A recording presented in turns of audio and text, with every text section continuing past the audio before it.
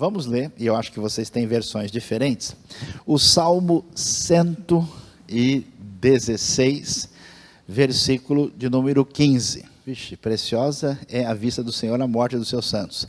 A vida dos seus seguidores é preciosa aos olhos do Senhor. Que coisa estranha, que mais? Quando você lê o Salmo 116, você vai descobrir que o sentido não pode ser esse. Por que o Salmo 116 é? Vamos dar uma olhada? Ele começa dizendo, eu amo o Senhor, porque Ele me ouviu quando lhe fiz a minha súplica, Ele inclinou os seus ouvidos para mim, eu invocarei toda a minha vida, as cordas da morte me envolveram, verso 3.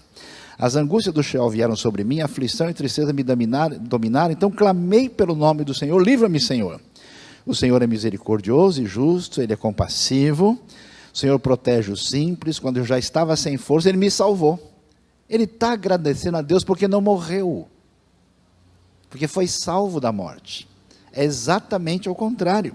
Olha o verso 8, ele está feliz da vida, inclusive ele diz que vai cumprir para com o Senhor os seus votos na presença de todo o seu povo. Vai oferecer um sacrifício de gratidão e vai fazer isso nos pátios da casa do Senhor, lá no templo, ó Jerusalém. Isso então mostra para a gente que esse versículo não pode estar falando de que Deus está recebendo o indivíduo na vida eterna quando ele morre. Porque ele está exatamente fazendo um salmo de ação de graças porque ele não morreu, Deus o livrou. Então a pergunta é, por que o pessoal traduz assim? O problema está com a língua portuguesa. A palavra hebraica yakar significa precioso. Mas precioso em que sentido? No sentido de ser um negócio muito caro, de alto valor. Não é precioso no sentido afetivo da palavra. Quando a gente diz, esse menino é muito precioso, não quer dizer que ele custa 100 mil dólares. Quer dizer que ele é muito amado. Então, quando a gente lê em português, preciosa é a vista do Senhor, a morte dos seus santos, dá a impressão que tem esse aspecto afetivo. No sentido que Deus acha maravilhoso a chegada de um servo seu na eternidade. Portanto, a ideia é, custa muito para o Senhor a morte de um dos seus fiéis.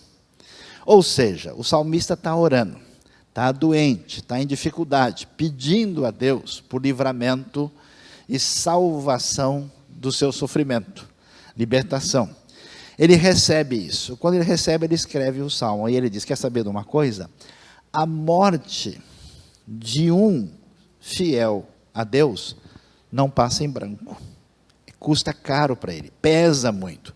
Por isso é que ele livra e salva aqueles que estão numa situação de enfermidade à beira da morte. É esse o sentido.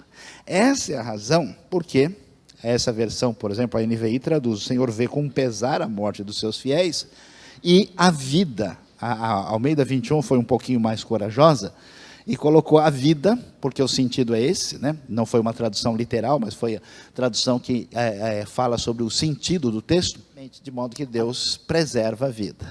Até porque no livro de Salmos, entender um pouquinho mais de hermenêutica, não está se discutindo a vida eterna. Não se está discutindo a questão dos céus. Não é que não exista, ou que seja uma ideia pouco importante, significa que esse não é o foco do Salmo.